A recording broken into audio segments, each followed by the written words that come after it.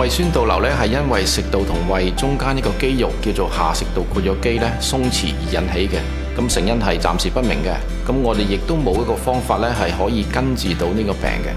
有啲病人病情比較輕啲，咁佢可以食一段短時間嘅藥咧就可以將病情控制到啦。有啲病人咧就係病情比較嚴重啲，咁所以咧佢咧需要長期接受藥物嘅治療嘅。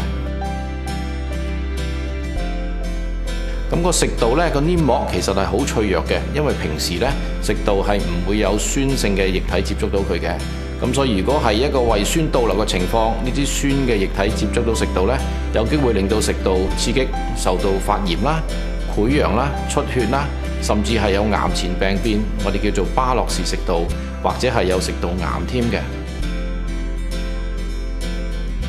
巴洛氏食道咧，其實就係因為胃酸刺激個食道正常細胞，令到佢慢慢咧係變咗一啲唔正常嘅細胞啦。咁巴洛氏食道咧同呢個食道癌咧係有好密切嘅關係嘅噃。有巴洛氏食道嘅人咧，會增加呢個患上食道癌嘅機會。咁我哋要密切留意呢啲病人啦，希望可以防止食道癌嘅發生嘅。